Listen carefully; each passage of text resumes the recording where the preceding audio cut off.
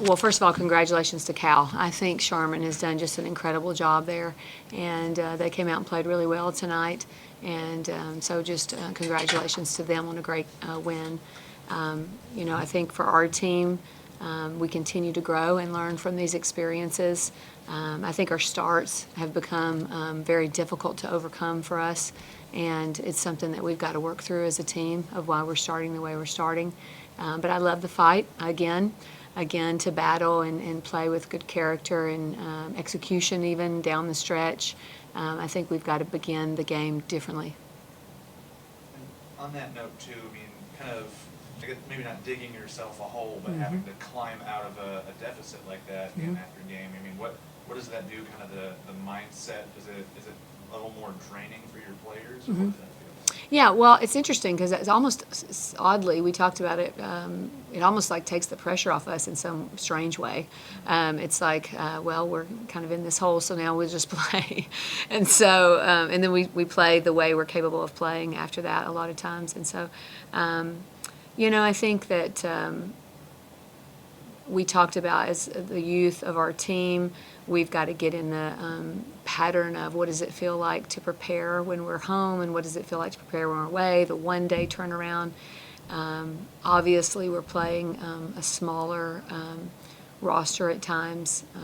Delay of getting in such foul trouble with the Utah game and this game is not helpful for our program.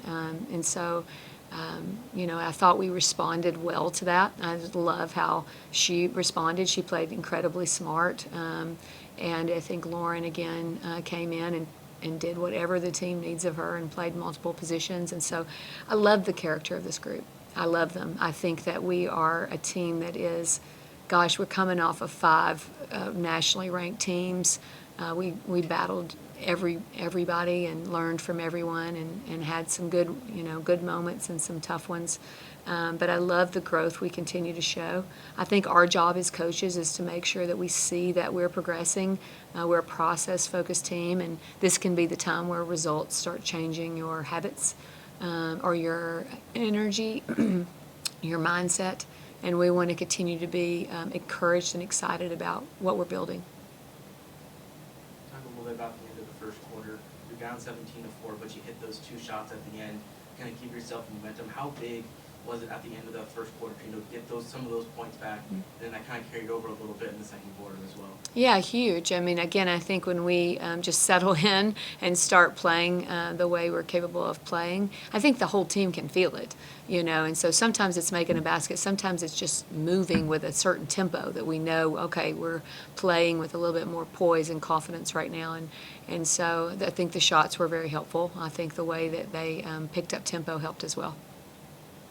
Your team obviously has a lot of talent just based on the 11-0 start you got off to this season, but when you start a season like that and the confidence that builds, does it make it more frustrating for your players when you're going through stretches like this? I mean, even last 2 games where you come close but can't quite pull it out? Yeah, I think it's okay to be disappointed. It's not okay to be discouraged. We're disappointed we lost, for sure. But we're not discouraged because we just played some of the best teams in the country. I mean, the Pac-12 is the NCAA tournament, and so we're playing every night against the best of the best, and we're right there. And so it's something to be excited about for the future. Of course, disappointed, but not discouraged. Talking a bit more about the future and growth, Sabia Sellers got the start today. Typically, she's been a very big spark off the bench for you this season. Wondering what went into the decision to start her today, and then how you felt she performed, other than the unfortunate foul trouble at the end there. Yeah, well, I think you said it. I mean, she's been playing really well. She gave us another ball handler against them, and she's just doing a great job on both ends of the floor, defending well. Foul trouble was foul trouble for us today. And so, even the touch foul at the end of the game, so those are moments that we'll have to learn from. What are some of the emotions and feelings going into the fourth quarter? It's been a couple common theme the past couple games. You go down, you make a comeback, and then they kind of go on another run. Stanford at the end, they make it 8 going into the fourth, today 6. So is there any kind of deflating when you kind of make that run, you take that lead in the third quarter, and then they just come right back and take that lead again? Yeah, I think a lot can go into that. Sometimes you've worked so hard to regain the lead that you take a breath when you're kind of back in it, and then you've got to continue that momentum. So that's one thing that can sometimes happen to us. And then the other is, you're making this a very intense game. You're putting a lot of, I guess, weight on shots, and I think that makes it harder when we've been through this series of games that have been so close. We've got to grow in our confidence, and confidence comes from work. And so I think that's something that, again, is completely in our control. But for the end there, you're down 2 when Dean's shooting that free throw. Was the plan for her to miss that free throw and then try and get the rebound, or were you trying to go for that free throw, play the free throw game one more time, and then get that last second shot? Yeah, we decided to miss the free throw because I had no more timeouts, and so we thought we would try to do the. We have some good end of game full court, but you can't control what they do, and without a timeout, we weren't sure we could get in it. So we have a free throw play that felt we might could get.